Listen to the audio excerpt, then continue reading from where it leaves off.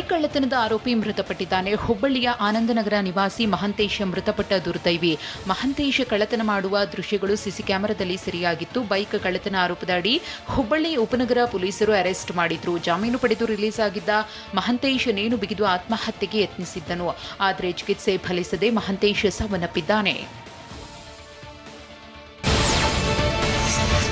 ಪತಿ ಮಹಂತೇಶ ಸಾವಿನ ಬಗ್ಗೆ ಪತ್ನಿ ಪೂಜಾ ಅನುಮಾನ ವ್ಯಕ್ತಪಡಿಸಿದ್ದಾರೆ. ಗಂಡನ ಸಾವಿನ ಕುರಿತು ತನಿಖೆ ಮಾಡುವಂತೆ ಆಗ್ರಹಿಸಿದ್ದಾರೆ. ನಿನ್ನೆ ಅಪರಾಧ ಮತ್ತು ಸಂಚಾರ ವಿಭಾಗದ ಡಿಸಿಪಿಗೆ ಮೃತನ ಪತ್ನಿ ಪೂಜಾ ಮಾಹಿತಿ ನೀಡಿದ್ದಾರೆ. ಪೊಲೀಸರೇ ಕಿರುಕುಳ ನೀಡಿದ್ದಾರೆ ಎಂದು ಆರೋಪ ಮಾಡಿದ್ದಾರೆ.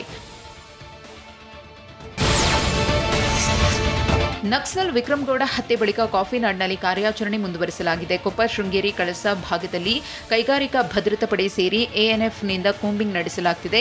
ಮುಂಡಗಾರು, ಲತಾ ಸೇರಿ 8 ನಕ್ಸಲರು ಎಸ್ಕೇಪ್ ಆಗಿರುವ ಶಂಕೆ ಮೇರೆಗೆ ಶೋಧ ನಡೆಸಲಾಗುತ್ತಿದೆ. ಅಲ್ಲದೆ ಪ್ರಮುಖ ಪ್ರವಾಸಿ ಫಾಲ್ಸ್ಗಳಿಗೆ ನಿರ್ಬಂಧ ಹೇರಲಾಗಿದೆ.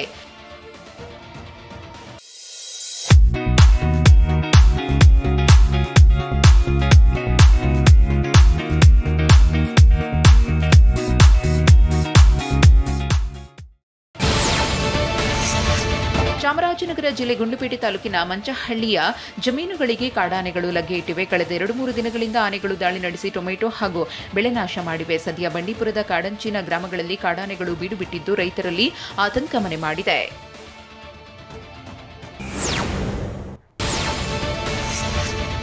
ಗೆದ್ದಾಗ ಎಲ್ಲರೂ, ಸೋತಾಗ ಒಬ್ಬರೇ. ಈ ಮಾತು ಈಗ ಎನ್ಸಿಪಿ ಪಕ್ಷದ ನಾಯಕ ಶರದ್ ಪವಾರ್ ಹಾಗೂ ಅವರ ಪಕ್ಷ ಎನ್ಸಿಪಿಗೆ ಬರೋಬ್ಬರಿ ಅನ್ವಯಿಸ್ತಾ ಇದೆ. ಯಾಕಂದ್ರೆ ಮಹಾರಾಷ್ಟ್ರ ವಿಧಾನಸಭೆ ಚುನಾವಣೆ ಫಲಿತಾಂಶ ಬರ್ತಾ ಇದ್ದಂತೆ ಪವಾರ್ ಸೀನಿಯರ್ ಪಕ್ಷ ಹೀನಾಯ ಸೋಲು ಕಂಡಿದೆ. ಹೀಗಾಗಿ ಒಂದು ನರಪಿಳ್ಳಿ ಕೂಡ ಶರದ್ ಪವಾರ್ ಅವರ ಮನೆ ಹತ್ತ, ಕಚೇರಿಯತ್ತ ಸುಳಿತಾ ಇಲ್ಲ. ಮಹಾರಾಷ್ಟ್ರ ವಿಧಾನಸಭೆ ಚುನಾವಣೆಯಲ್ಲಿ ಆಡಳಿತಾರೂಢ ಬಿಜೆಪಿ, ಶಿಂದೆ ಬಣದ ಶಿವಸೇನೆ ಮತ್ತು ಅಜಿತ್ ಬಣದ ಎನ್ಸಿಪಿ ಭರ್ಜರಿ ಬಹುಮತದಿಂದ ಮತ್ತೆ ಅಧಿಕಾರಕ್ಕೆ ಬಂದಿದೆ. ಈ ಬಗ್ಗೆ ಪ್ರತಿಕ್ರಿಯಿಸಿರುವ ಎನ್ಸಿಪಿ ನಾಯಕ ಅಜಿತ್ ಪವಾರ್, ಸರ್ಕಾರದ ಲಡ್ಕಿ ಬಹೇನ್ ಯೋಜನೆ ಕೈ ಹಿಡಿದಿದೆ. ಜನರಿಗೆ ಈ ಯೋಜನೆ ಇಷ್ಟವಾಗಿದ್ದು ಚುನಾವಣೆಯಲ್ಲಿ ವರ್ಕೌಟ್ ಆಗಿದೆ ಎಂದಿದ್ದಾರೆ.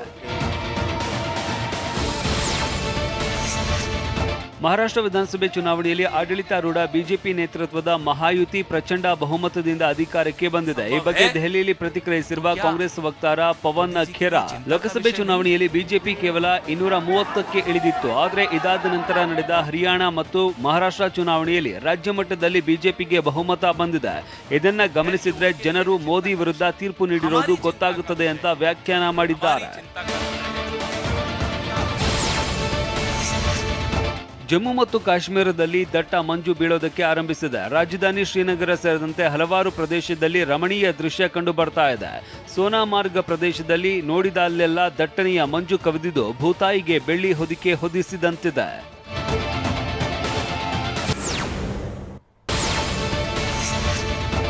ಶಿವರಾಜ್ ಕುಮಾರ್ ಅಭಿನಯದ ಭೈರತಿ ರಣಗಲ್ ಸಿನಿಮಾ ರಿಲೀಸ್ ಆಗಿ ಯಶಸ್ವಿ ಪ್ರದರ್ಶನ ಮುಂದುವರೆಸಿದೆ.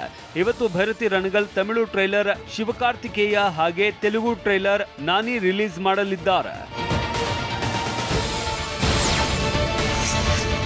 ಡಾಲಿ ಧನಂಜಯ್, ಸತ್ಯದೇವ್ ನಟಿಸಿರುವ ಜೀಬ್ರಾ ಸಿನಿಮಾ ರಿಲೀಸ್ ಆಗಿ ಪ್ರೇಕ್ಷಕರ ಮೆಚ್ಚುಗೆಗೆ ಕಾರಣವಾಗ್ತಾ ಇದೆ. ಹೀಗಾಗಿ ಇವತ್ತು ಸಂಜೆ ಬೆಂಗಳೂರಿನ ಆರ್ ನಗರದ ಮಾಲ್ ಒಂದರಲ್ಲಿ ಸ್ಯಾಂಡಲ್ವುಡ್ ಸೆಲೆಬ್ರಿಟಿಗಳಿಗಾಗಿ ಸ್ಪೆಷಲ್ ಶೋ ಆಯೋಜಿಸಲಾಗಿದೆ.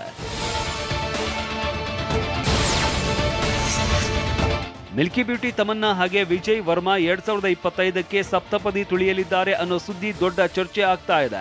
ಈ ನಡುವೆ ತಮನ್ನಾ ವೈವಾಹಿಕ ಜೀವನದ ನಂತರ ಜೊತೆ ಬಾಳೋಕೆ ಒಂದು ಹೊಸ ಮನೆ ಹುಡುಕ್ತಾ ಇದ್ದಾರೆ ಅನ್ನೋ ಮಾತು ಕೇಳಿ ಬರ್ತಾ ಇದೆ. ಅದ್ಯಾವ ರೀತಿ ಮನೆ ಹುಡುಕ್ತಾರೆ ತಮನ್ನಾ ಅನ್ನೋದನ್ನ ಕಾದು ನೋಡಬೇಕಿದೆ.